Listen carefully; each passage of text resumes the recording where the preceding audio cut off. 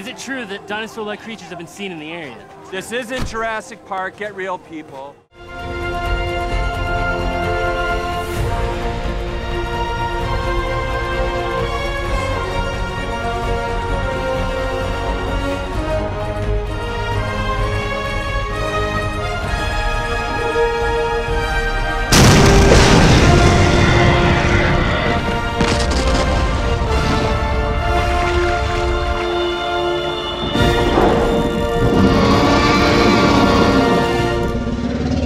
Saddle up and lasso those dinosaurs, because today we're heading to Middle America to talk about a dinosaur movie that should be at the bottom of a well-used spittoon.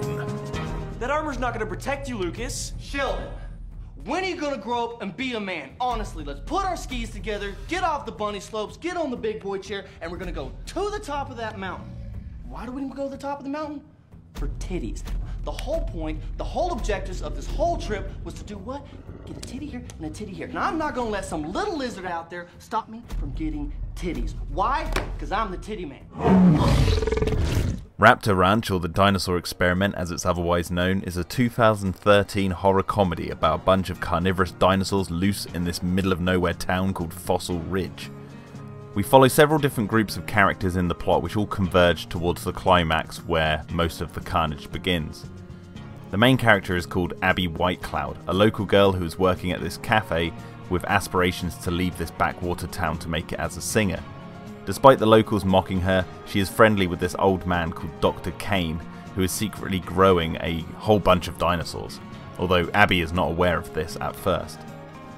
Another bunch of characters are these horny teenagers which have stepped right out of a film like Road Trip or Dude, Where's My Car, although way less funny. They're on a trip to go skiing but run out of fuel and end up at Fossil Ridge.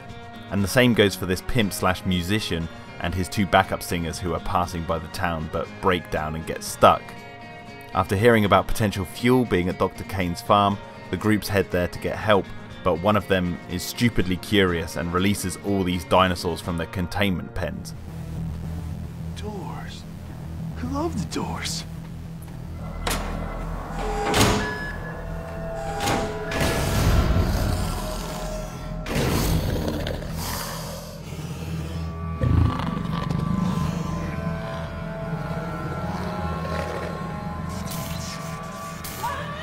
Including a T.Rex, some velociraptors, and a blue megalosaurus, which becomes the main antagonist dinosaur of this film.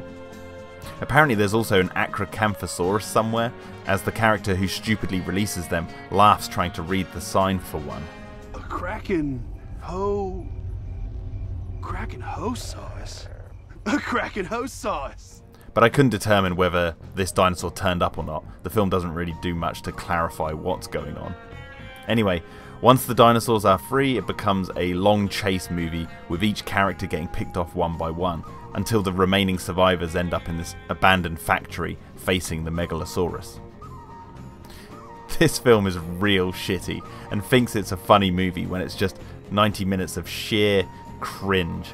All the characters suck, the plot is nonsensical and doesn't really give any satisfying payoffs for anything it sets up.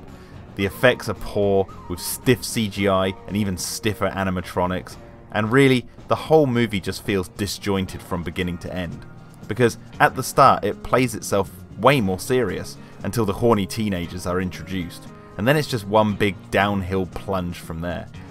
It was nice to see the Megalosaurus getting the spotlight for once. Those of you who've watched my animated series Dino Defenders Extreme know I'm partial to that dinosaur, but really, that's the best thing going for this movie.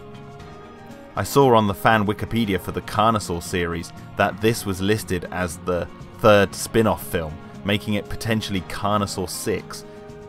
But that's a load of BS. Someone has just added that to the site for some unknown reason. Carnosaur 6, can you imagine that? Oh god. Anyway, I advise you to avoid this movie. It's an utter waste of time, it's disappointing all round. A true dumb dinosaur movie if there ever was one. Now let's hightail it out of here. We got more dumb dinosaur movies to check out. Yeehaw!